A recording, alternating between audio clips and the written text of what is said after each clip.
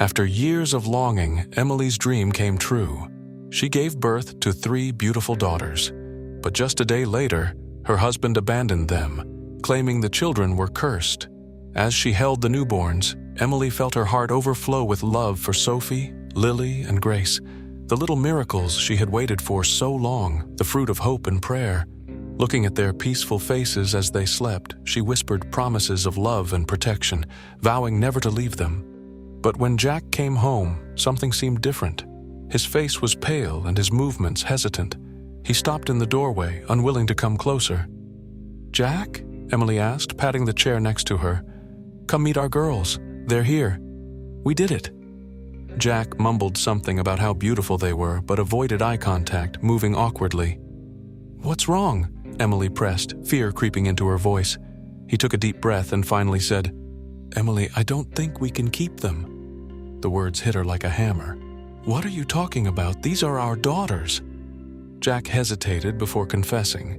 His mother had consulted a fortune teller who said the girls would bring misfortune and cause his death. Emily stared at him in disbelief, shock turning into anger. "You want to abandon us because of a fortune teller's superstition? These are your daughters, Jack." "If you want to deal with this, that's your choice," he muttered. "But I can't." With that, Jack turned and walked out, leaving Emily alone with the newborns. Despite her broken heart, she knew she had to be strong for her daughters. Every day was a struggle, caring for 3 babies without a partner, but she refused to give up. The girls' smiles and their tiny fingers wrapping around hers gave her strength.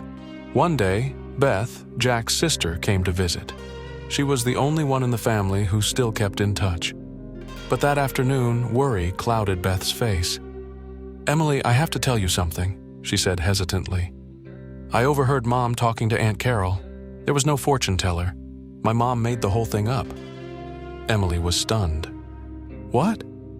"She was afraid Jack would pay more attention to you and the girls than to her," Beth admitted. "She thought scaring him would keep him close." Emily's anger burned like a growing flame. A selfish lie had destroyed her family. That night, Emily called Jack and told him the truth. But he refused to believe her, defending his mother. With no other choice, Emily moved forward as a single mother. With the help of friends and family, she found unexpected joy in every milestone her daughters reached. Sophie, Lily, and Grace became the center of her world. Months later, Jack's mother showed up at her doorstep, pale and tearful. She confessed everything, begging for forgiveness. "I was afraid of losing him," she sobbed. "I never imagined he'd abandon you." Emily crossed her arms, trying to contain her anger. "Your selfishness destroyed my family," she replied coldly. "Now you'll have to live with that." A year later, Jack returned, remorseful. He begged to come back, saying he had realized his mistake. "You left us when we needed you most," Emily replied calmly. "I built a life for my daughters without you. We're stronger because of it.